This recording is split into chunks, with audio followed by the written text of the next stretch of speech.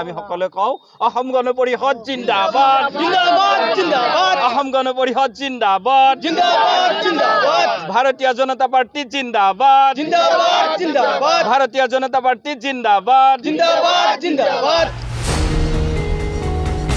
হাজো শুৱালকুছি বিধানসভা সমষ্টিত অগপ বিজেপি মিত্ৰজোঁটৰ প্ৰাৰ্থী ফণীভূষণ চৌধুৰীৰ নিৰ্বাচনী প্ৰচাৰ সভা ৩ নং বৰপেটা লোকসভা সমষ্টিৰ ৩০ নং হাজো শুৱালকুছি বিধানসভা সমষ্টিত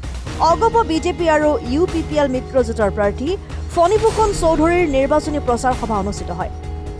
হাজোৰ কলিতাকুছি বুল্লুট বজাৰ শনিয়াদি দেহৰ কৰিহা বৰ্ণি বৰচলি ৰামদিয়া চেঁচা আদি ভিন্ন প্ৰান্তত নিৰ্বাচনী ৰণদংকা বজাই মিত্ৰজোঁটৰ প্ৰাৰ্থী ফণীভূষণ চৌধুৰীয়ে উক্ত সভাত মিত্ৰজোঁটৰ সমৰ্থিত প্ৰাৰ্থী ফণীভূষণ চৌধুৰীক হাতীৰ ছবিত ভোট দি মোদীৰ হাত শক্তিশালী কৰাৰ লগতে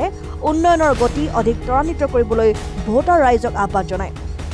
সভাত হাজো সমষ্টিৰ বিধায়িকা সুমন হৰিপ্ৰিয়া প্ৰাক্তন মন্ত্ৰী নুৰুল হুছেইন পঞ্চতীৰ্থ মণ্ডল বিজেপিৰ সভাপতি হৰিশ চন্দ্ৰ মালাকাৰ জিলা পৰিষদৰ সদস্য বিপুল দাস প্ৰভাৰী জুৰি শৰ্মা বৰদলৈ অগপৰ সাধাৰণ সম্পাদক মনোজ শইকীয়া অগপ নেতা ৰবিউল হুছেইন অংকিতা দত্ত ডক্টৰ কমলা শইকীয়াকে ধৰি বহু সংখ্যক অগপ বিজেপিৰ নেতা কৰ্মী আৰু শতাধিক ৰাইজ উপস্থিত থাকে।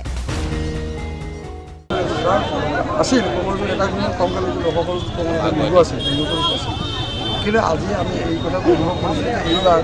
বৰপেটা লোকসভা সমষ্টিৰ সংখ্যালঘু লোকসকল সমৰ্থনৰ নাম তেওঁলোকে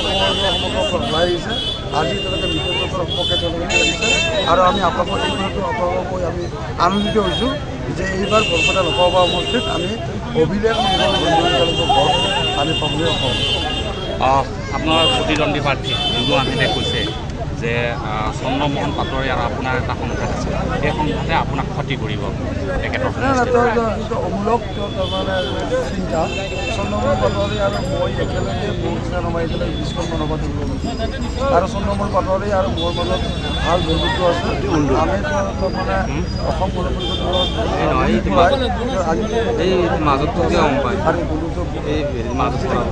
ভৱিষ্যতে আপোনাক কাৰ লগত প্ৰতিদ্বন্দ্বিতা হ'ব? মই ভাবোঁ আমি আচলতে কিবাৰ বিহীন এটা দলৰ প্ৰতিনিধিত্ব গতিকে আমি ইচ্ছা কৰি এই অৱস্থা কিমান ভোটত জয়ী হ'ব? আমি এতিয়া আজিতো আমাৰ আচলতে যিহেতু আমাৰ ধৰ্মীয় লোকসকল আমাৰ যোগদান কৰিছে বা আমাৰ সপক্ষে তেওঁলোকে ভোটদান দিবৰ কাৰণে তেওঁলোকে সংকল্পবদ্ধ হৈছে, সিদ্ধান্ত গ্ৰহণ কৰিছে। গতিকে আমি যিমানেই ধৰ্মীয় লোকে কাৰণ আমি গুচি দিছে সিমানেই আমাৰ ভোটৰ ব্যৱধান বৃদ্ধি হৈ আছে আৰু আমি ভাবোঁ যে অহা 7 তাৰিখে যি নিৰ্বাচন অনুষ্ঠিত হ'ব এই নিৰ্বাচনৰ দিনটোত আমি 5 লাখৰ ভোটদান হয়তো হৈ যাব আৰু 5 লাখৰ আপোনালোকৰ কেন্দ্ৰীয় সভাপতিগৰাকীক কংগ্ৰেছ বিধায়ক একে ৰচিদ আলমে কৈছে গাহৰি বুলি কৈছে আৰু নিৰ্লজ্জ বুলি কৈছে। তেওঁলোকে খালী বিজয় কৈছে তেওঁৰ আচলতে ভদ্ৰতা সীমা চেলেঞ্জ এনেধৰণে অশালীন বক্তব্য কৰি এটা দলৰ আমাৰ অসম গণ পৰিষদ দলৰ ভোট দিওঁ এতিয়া অসম গণ পৰিষদ দলৰ মুৰ্গী এনেধৰণে অশালীন মন্তব্য কৰাত আমি তেওঁ বিৰোধ দিছোঁ আৰু এনেধৰণে অশালীন মন্তব্য কৰাৰ পৰা বিৰত থাকিবলৈ কংগ্ৰেছে শিষ্টাচাৰ নাজানে।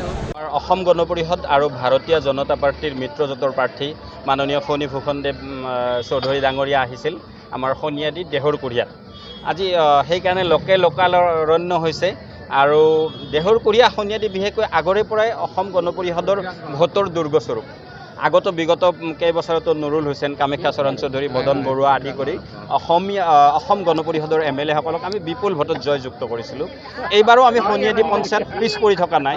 বিশেষকৈ আমি নাম ল'ব লাগিব শনিয়াদি পঞ্চায়তৰ কৰ্মীসকল বুলি কওঁতেই আতাউৰ ৰহমান, নুৰ মহম্মদ আলী, বাবুল, মহিৰ, আলতাফ, আমিৰ আদি কৰি ৰফিক, ৰাহুল আমিন, আতাউৰ ৰহমান এখেতসকলৰ যি বলিষ্ঠ কণ্ঠ, এই বলিষ্ঠ কণ্ঠ আৰু শক্তিশালী তেওঁ যিটো ব্ৰেইন, সেই ব্ৰেইনৰ জৰিয়তে আমি কি কৰোঁ ভোটাৰসকলৰ মাজলৈ সোমাই যাওঁ আৰু ভোটাৰসকলৰ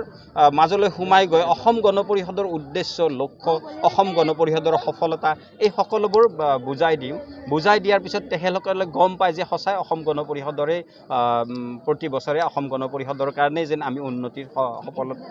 উপনীত হৈছোঁ। আৰু এইসকল ভোটাৰে এদিন মোক বিপুল ভোটত অসম গণ পৰিষদৰ পৰা পঞ্চায়ত সভাপতি হিচাপে জয় কৰিছিল আৰু যাৰ কাৰণে আজি গোটেই পঞ্চায়তটোত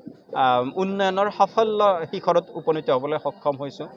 বিভিন্ন ধৰণৰ অডিটৰিয়াম হল ৰাস্তা পদূলি এইবিলাক আমাৰ অসম গণ পৰিষদৰ প্ৰাৰ্থীসকলৰ দ্বাৰাই হৈছে সম্ভৱ হৈছে সেইকাৰণে আজি সমস্বৰে আৰু এক শক্তিশালীৰে আমি সকলোৱে কওঁ অসম গণ পৰিষদ জিন্দাবাদ জিন্দাবাদ জিন্দাবাদ অসম গণ পৰিষদ জিন্দাবাদ জিন্দাবাদ জিন্দাবাদ ভাৰতীয় জনতা পাৰ্টি জিন্দাবাদ জিন্দাবাদ জিন্দাবাদ ভাৰতীয় জনতা পাৰ্টি জিন্দাবাদ জিন্দাবাদ জিন্দাবাদ ভাই ভনীসকল মই আপোনালোকক প্ৰথমতেই মই আন্তৰিক শ্ৰদ্ধাঞ্জলি জ্ঞাপন কৰিছোঁ হাজোৰ পৰা অনামিকা কলিতাৰ ৰিপৰ্ট ডেমক্ৰেটিক আছাম যে আমি ভাৰতীয় জনতা পাৰ্টি আৰু অসম গণ পৰিষদ দলৰ কাৰ্যকৰ্তাসকল আপোনালোকৰ সন্মুখত আমি আহিছোঁ অহা 7 তাৰিখে নিৰ্বাচন